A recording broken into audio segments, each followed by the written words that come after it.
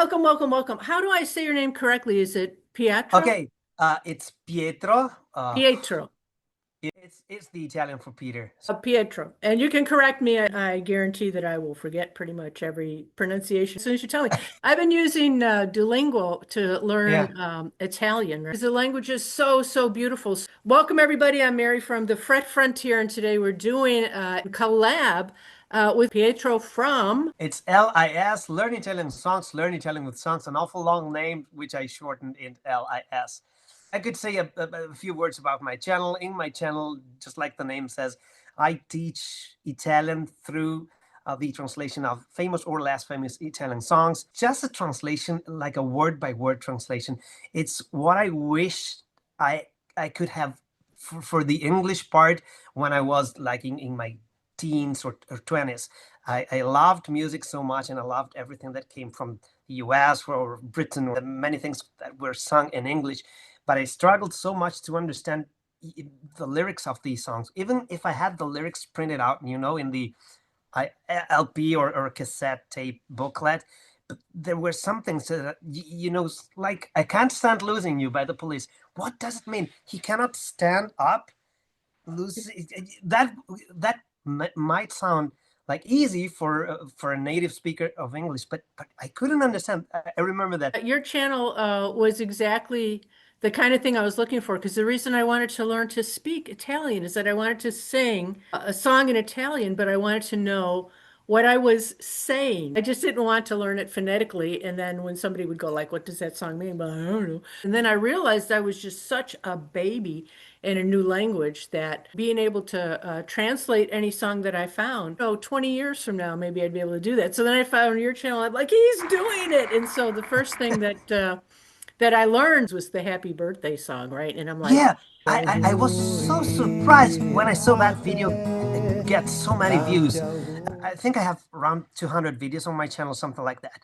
And the first 110, 112, I used to make the whole cover version of each song that I translated. So I used to play all the instrument and sing all the parts and use GarageBand for that.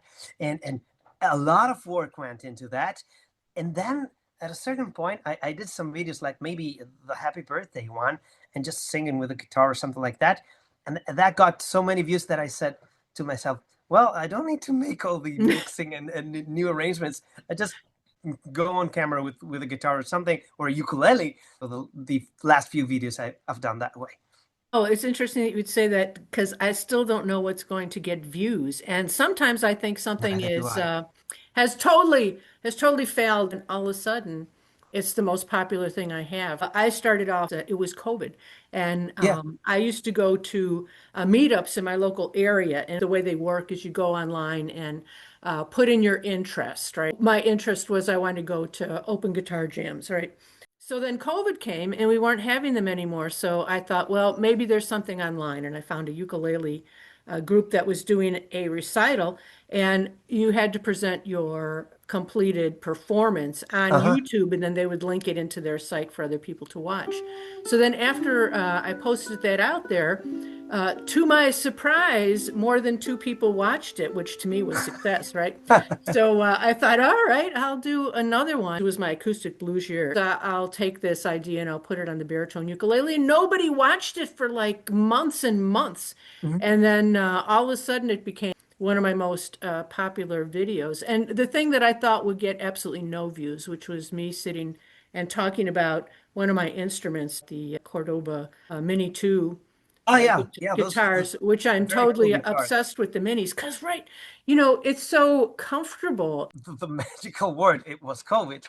Now, Mm. right before COVID hit, I believe the double bass. The Yeah, yeah, it's beautiful. I biggest see that back there. that is my instrument. That is what I Okay. have studied at conservatory here in Italy, classical, jazz, and bassists are lucky because not many people want to play bass. They all want to play lead guitar or trumpet or whatever, Hmm. and so we get quite a lot of work. I used to play a lot of gigging and stuff like that. But at a certain point, I decided to form my own quartet. It was actually to make my final MA dissertation in jazz. So I put up a quartet and we recorded a record. And then, you know, we recorded a second record, and the third one was meant to be recorded in March 2020, something like that. Okay. That year that we all know about. And I Yeah. had booked the room. It was meant to be a live recording in a studio with audience, but all recorded live. We had rehearsed the tunes. I had written everything down, and then, you know, COVID hit, couldn't do anything. And I had already contacted a video maker because I knew nothing about editing or even shooting with the camera. So since I already knew those video makers, I told them, you know what, I have another project. Can we work on something like with masks and some, because I thought about this one while on vacation in Milan, while still thinking I will record my record and then maybe I could do something. And I did that. We recorded the first 2 batches of videos, and that was the start of my channel. So COVID for you, COVID for me. Right before 2010, something like that, I got a call from 2 guys. They want me to join a popular Latin American music band. The 2 people that called me, they were the singer and Cuatro player. I'll get to that in a second, and the percussionist. And I get into that band, and we're playing like traditional folk music from Venezuela, from Peru, from it was something from Colombia. It was not, you know, like the reggaeton like you hear. It was like traditional music. And so I got introduced to all these traditional instruments, you know, percussions. You know, they have an instrument which is made with the jaw of a donkey. I think its name is quijada or something like that. And then you hit it with a stick, and it's a good percussion instrument. But I fall in love, of course, with this one. And this is the national instrument of Venezuela. It's called cuatro, which is the Spanish word for 4, for the number 4.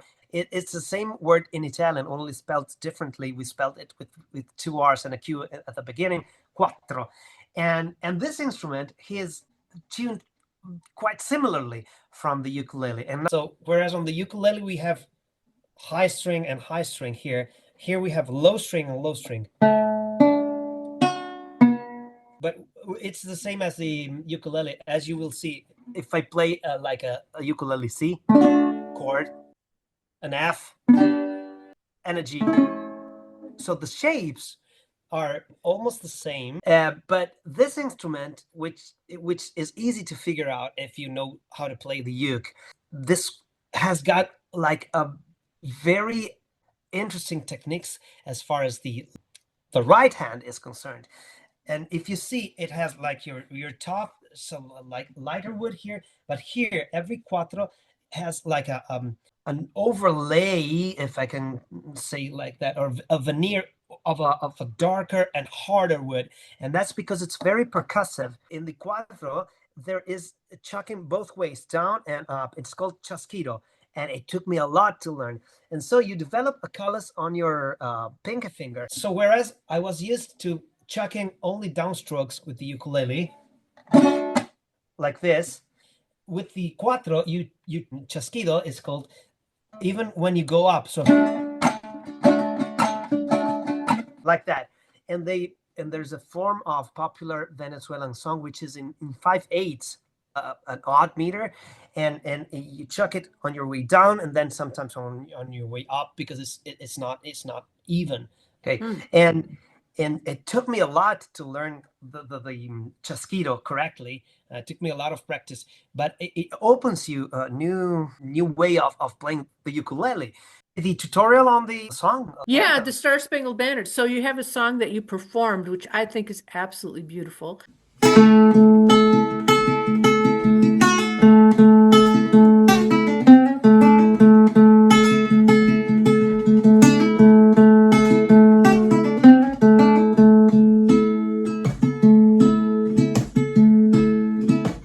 Oh, say, can you see by the dawn's early light what so proud And this part made me a little nervous, right? Bringing a what I consider nowadays in the country that I live in, almost a political song, right? The Star-Spangled Banner. It's just a beautiful, haunting rendition that you did of it. So I do want to highlight that.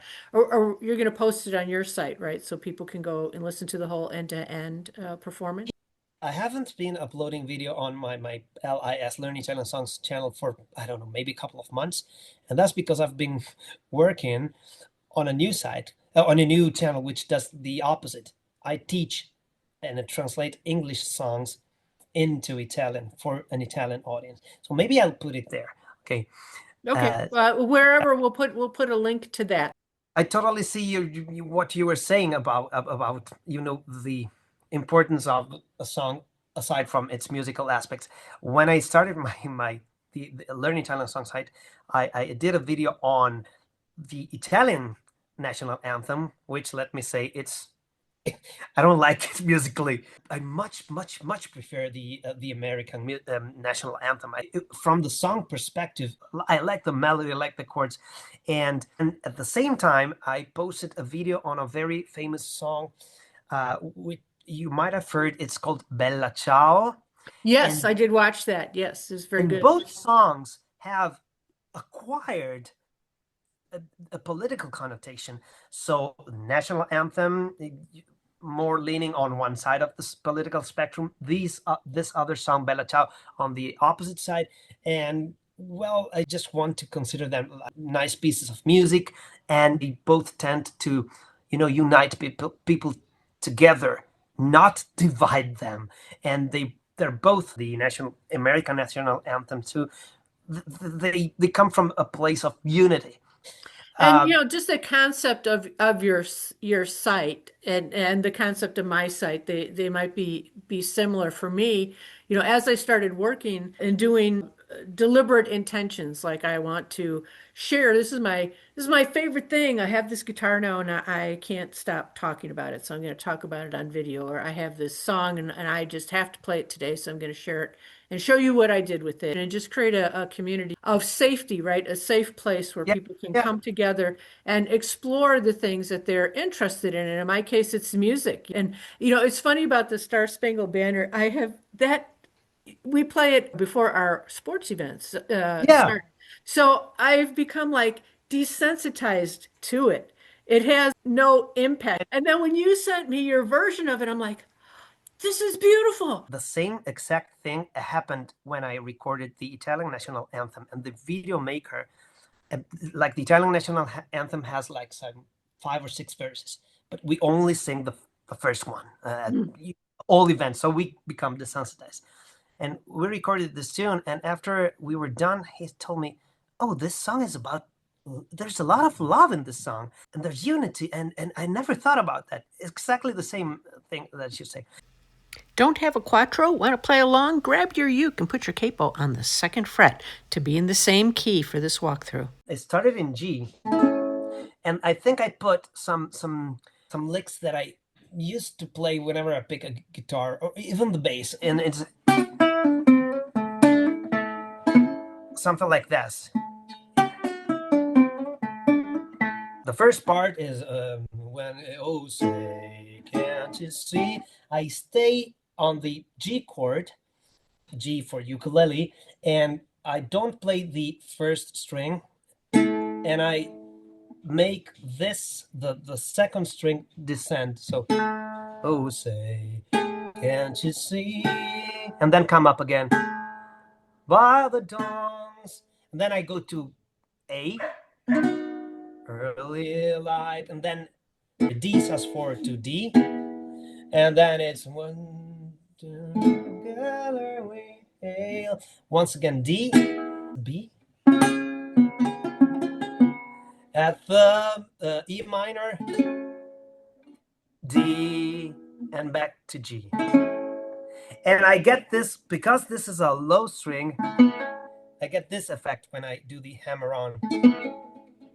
Second verse is the same. Then I tried to do something that I don't know if you know Tomo Fujita, Japanese guitarist. He teaches at Berkeley, And he has this wonderful YouTube channel in which he opens every video with something like, "Don't expect too much." He has a motto. He focuses a lot on triad inversions along the neck. Oh, and the rockets red glare. This is just a G triad going up the neck. Sometimes I leave the open G. It's not a G on the Cuatro, but then I go to D, and then I play the diminished chord. Okay, so D, and then the diminished shape. The diminished shape, you can make it travel along the fretboard in intervals of 3 frets. We made sure E minor through the night, D, C, like the ukulele C, that our flag was G, A, sus, then going to D, oh, say, G, normal G, C. I descend with the bass because we have the bass here with the Cuatro. So we have a moving bass. And then I do something like star, okay, A minor, and only that I move the upper voice, which is a low voice. It's a low voice. Star. Then I do some more triad inversion here. Span. I do the diminished, and then I do this one with. So once again, star, span, girl, diminished shape, ba. Then I do another diminished, ner. Yeah, like this. Then I travel again up with the triads over the land, just like before. Off. In this inversion with the D shape on the guitar. The free. Yeah, I do like this. So, and I leave the G string open. And the whole. I use only the top 3 strings. Yeah. So once again, close up. And the whole.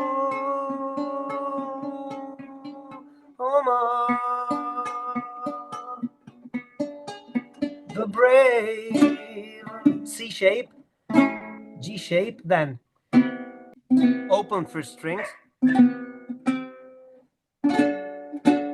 and then G. Okay. Yeah. If you made it all the way through the video, thank you so much for spending time with us. I hope you enjoyed all of the new sites that you learned about. Check for links in the description, and I'll see you next time.